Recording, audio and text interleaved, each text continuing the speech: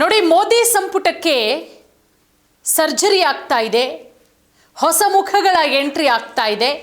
ಯಾರು ಇನ್ ಆಗಬಹುದು, ಯಾರು ಔಟ್ ಆಗಬಹುದು ಅನ್ನೋ ಚರ್ಚೆಗಳು ನಡೀತಾ ಇದೆ. ಸಂಪುಟ ಪುನರ್ರಚನೆ ಯಾವಾಗ ನಡೆಯುತ್ತೆ ಎಂಬುದರ ಕುರಿತು ಎರಡು ಸಿದ್ಧಾಂತ ಇದೆ. ಇಲ್ಲಿ ಸಾಕಷ್ಟು ಕ್ಯಾಲ್ಕುಲೇಷನ್ಗಳನ್ನು ಇಟ್ಕೊಂಡು ಮೋದಿ ಸಂಪುಟ ಪುನರ್ರಚನೆಯಾಗೋದು 28ನೇ ತಾರೀಕು ಅಥವಾ 29ನೇ ತಾರೀಕು ಮಳೆಗಾಲದ ಅಧಿವೇಶನ ಮುಗಿದ ನಂತರ ಸಂಪುಟ ಪುನರ್ರಚನೆ ಆಗುತ್ತೆ ಅಂತ ಹೇಳಲಾಗ್ತಾ ಇದೆ. ಮಳೆಗಾಲದ ಅಧಿವೇಶನ ಜುಲೈ 21ರಿಂದ ಆಗಸ್ಟ್ 21ರವರೆಗೆ ನಡೆಯುತ್ತೆ. ಆಗಸ್ಟ್ 21ರ ನಂತರ ಸಂಪುಟ ಪುನರ್ರಚನೆಯಾಗುವ ಎಲ್ಲ ಸಾಧ್ಯತೆಗಳು ಕೂಡ ಹೆಚ್ಚಾಗಿದೆ. ಪ್ರಧಾನಮಂತ್ರಿ ನರೇಂದ್ರ ಮೋದಿ ಅವರ ಸಂಪುಟದಲ್ಲಿ ಒಂದಷ್ಟು ಬದಲಾವಣೆಗಳಾಗುತ್ತೆ ಅಂತ ಹೇಳಿ ಈ ಹಿಂದಿನಿಂದಲೂ ಕೂಡ ಸಾಕಷ್ಟು ಚರ್ಚೆಗಳಾಗ್ತಾ ಇತ್ತು.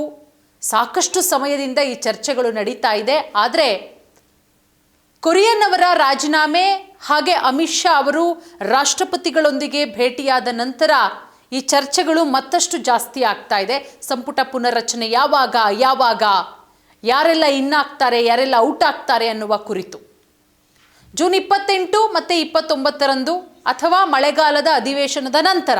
ನೋಡಿ, 28, 29ರ ಒಳಗಡೆನೂ ಆಗಬಹುದು. ಇಲ್ಲ ಅಂತ ಹೇಳಿದ್ರೆ ಮಳೆಗಾಲದ ಅಧಿವೇಶನ ಇದೆ. ಮಳೆಗಾಲದ ಅಧಿವೇಶನದ ನಂತರ ಅಂದರೆ ಜುಲೈ 21ರಿಂದ ಆಗಸ್ಟ್ 21ರವರೆಗೆ ಮಳೆಗಾಲದ ಅಧಿವೇಶನ. ಅದಾದ ಮೇಲೆ ಆಗಸ್ಟ್ 21ರ ನಂತರ ಸಂಪುಟ ಪುನರ್ರಚನೆಯಾಗುವ ಎಲ್ಲ ಸಾಧ್ಯತೆಗಳು ಕೂಡ ಇದೆ. ಸೊ ಪ್ರಧಾನಮಂತ್ರಿ ನರೇಂದ್ರ ಮೋದಿ ಅವರ ಕಾರ್ಯಶೈಲಿ ಕೊನೆ ಕ್ಷಣದವರೆಗೂ ಏನಾಗುತ್ತೆ ಅಂತ ಯಾರಿಗೂ ಕೂಡ ಗೊತ್ತಿಲ್ಲ. ಅವರು ಕೊನೆವರೆಗೂ ಏನು ಡಿಸಿಷನ್ ತಗೋತಾರೆ ಅಂತ ಇದುವರೆಗೂ ಯಾರೂ ಊಹೆ ಮಾಡೋಕ್ಕೂ ಸಾಧ್ಯ ಆಗಿಲ್ಲ. ಸೊ ಅದು ಸಂಪುಟ ಪುನರ್ರಚನೆ ವಿಚಾರದಲ್ಲೂ ಕೂಡ ಸ್ಪಷ್ಟ. ಒಂದಷ್ಟು ಚರ್ಚೆಗಳಾಗ್ತಾ ಇದೆ, ಸಾಕಷ್ಟು ಊಹಾಪೋಹಗಳು ಕೂಡ ಕೇಳಿಬರ್ತಾ ಇದೆ.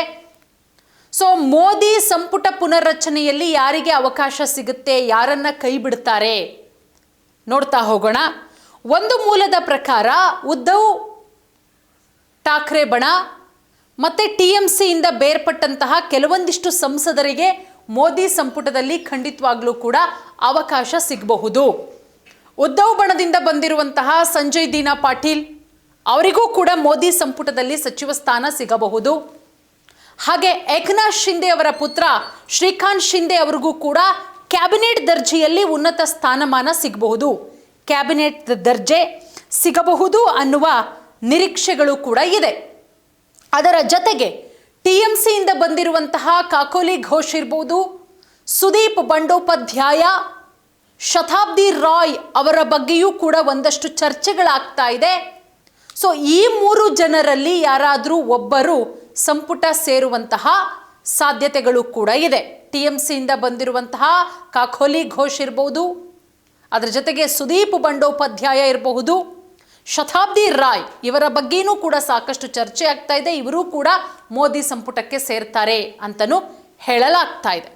ಹಾಗೆ ಕೇಂದ್ರ ಸಚಿವರು UP BJP ಅಧ್ಯಕ್ಷರಾದಂತಹ ಪಂಕಜ್ ಚೌಧರಿ ಅವರನ್ನು ಸಂಘಟನೆಗೆ ಕಳಿಸಬಹುದು ಅಂತಲೂ ಕೂಡ ಹೇಳಲಾಗ್ತಾ ಇದೆ. ಅವರನ್ನು ಇಳಿಸಿ ಪಕ್ಷ ಸಂಘಟನೆಗೆ ಕಳಿಸುವ ಸಾಧ್ಯತೆಗಳು ಕೂಡ ಇದೆ. ಪಂಕಜ್ ಚೌಧರಿ ಅವರ ಬದಲಿಗೆ ಹೊಸ ಸಚಿವರನ್ನ ನೇಮಕ ಮಾಡುವ ಎಲ್ಲ ಸಾಧ್ಯತೆಗಳು ಕೂಡ ಇದೆ. ಇನ್ನು ದೆಹಲಿ BJP ಅಧ್ಯಕ್ಷರು ಕೇಂದ್ರ ಸಚಿವರಾದಂತಹ ಹರ್ಷ ಮಲ್ಹೋತ್ರಾ ಅವರನ್ನ ಸಂಘಟನೆಗೆ ಕಳಿಸಬಹುದು.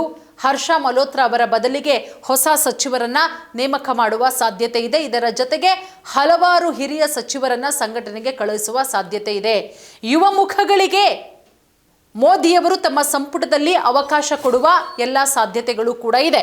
ಸಂಪುಟ ಪುನರ್ರಚನೆ ಆದರೆ ಯುವ ಮುಖಗಳಿಗೆ ಮೋದಿಯವರು ಸಂಪುಟದಲ್ಲಿ ಅವಕಾಶ ಕೊಡಬಹುದು. ಇದರ ಅರ್ಥ ಉದ್ಧವ್ ಠಾಕ್ರೆ ಮತ್ತು ಮಮತಾ ಬ್ಯಾನರ್ಜಿ ಅವರ ಪಕ್ಷವನ್ನು ತೊರೆದು ಬಂದಂತಹ ಸಂಸದರಿಗೆ ಅವಕಾಶ ಕೊಡಬಹುದು. ಇದೆಲ್ಲದರ ಮಧ್ಯೆ ಅನೇಕ ಹಿರಿಯ ನಾಯಕರನ್ನ ಸಂಘಟನೆಗೆ ಮರಳಿ ಕಳಿಸುವ ಎಲ್ಲ ಸಾಧ್ಯತೆಗಳು ಕೂಡ ಇದೆ. ಅವರ ಬದಲಿಗೆ ಕಿರಿಯರನ್ನ ನೇಮಕ ಮಾಡಬಹುದು. ಒಂದು ಕಡೆ ಉದ್ಧವ್ ಠಾಕ್ರೆ, ಮಮತಾ ಬ್ಯಾನರ್ಜಿ ಇದ್ದಾರೆ, ಅವರ ಪಕ್ಷ ಸ್ವತಃ ವಿಭಜನೆಯಾಗಿದೆ. ಆದರೆ ಸಂಪುಟ ಪುನರ್ರಚನೆಯ ವದಂತಿಗಳ ನಡುವೆ ಪ್ರಧಾನಮಂತ್ರಿ ನರೇಂದ್ರ ಮೋದಿ ಕೇಂದ್ರ ಸಚಿವ ಧರ್ಮೇಂದ್ರ ಪ್ರಧಾನ್ ಅವರ ಹುಟ್ಟುಹಬ್ಬಕ್ಕೂ ಕೂಡ ಇದೇ ಸಂದರ್ಭದಲ್ಲಿ ಶುಭ ಹಾರೈಸಿದ್ದಾರೆ. ಸೊ ಜೂನ್ 25ನೇ ತಾರೀಕು ಕೇಂದ್ರ ಶಿಕ್ಷಣ ಸಚಿವರಾದಂತಹ ಧರ್ಮೇಂದ್ರ ಪ್ರಧಾನ್ ಅವರ ಜನ್ಮದಿನ. ರಾಷ್ಟ್ರೀಯ ಶಿಕ್ಷಣ ನೀತಿಯನ್ನು ಜಾರಿಗೆ ತರುವಲ್ಲಿ ಧರ್ಮೇಂದ್ರ ಪ್ರಧಾನ್ ಅವರು ಶ್ಲಾಘನೀಯ ಪಾತ್ರ ವಹಿಸಿದ್ದಾರೆ.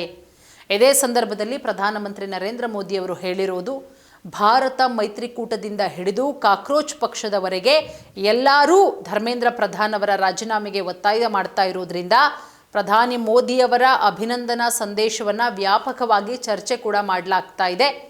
ಇದೆಲ್ಲದರ ನಡುವೆ ಈ ಪತ್ರಿಕೆ ಸೋರಿಕೆ ವಿಚಾರಕ್ಕೆ ಸಂಬಂಧಪಟ್ಟಂತೆ ವಿರೋಧ ಪಕ್ಷಗಳು ಧರ್ಮೇಂದ್ರ ಪ್ರಧಾನ್ ಅವರ ಮೇಲೆ ದಾಳಿ ಮಾಡ್ತಾ ಇದೆ. ಸೊ ಹಾಗಾಗಿ ಅಭಿನಂದನಾ ಸಂದೇಶ ಹಲವು ರೀತಿಯಲ್ಲೂ ಕೂಡ ಅರ್ಥೈಸಲಾಗ್ತಾ ಇದೆ. ನೋಡೋಣ, 28-29ನೇ ತಾರೀಕೊಳಗಡೆ ಆಗಬಹುದು, ಮೇ ಬಿ ಆಗಲ್ಲ. ಸೊ ಹಾಗಾಗಿ ಮಳೆಗಾಲದ ಅಧಿವೇಶನ ಮುಗಿದ ನಂತರ ಮೋದಿ ಸಂಪುಟಕ್ಕೆ ಸರ್ಜರಿ ಆಗುತ್ತೆ. ಒಂದಷ್ಟು ಜನ ಔಟ್ ಆಗ್ತಾರೆ ಮೋದಿ ಸಂಪುಟದಿಂದ, ಒಂದಷ್ಟು ಜನ ಮೋದಿ ಸಂಪುಟಕ್ಕೆ ಇನ್ನಾಗುವ ಸಾಧ್ಯತೆಗಳು ಕೂಡ ಇದೆ. ಸೊ ಯಾರಿಗೆಲ್ಲ ಚಾನ್ಸ್ ಇದೆ ಕಾದು ನೋಡಬೇಕಾಗತ್ತೆ.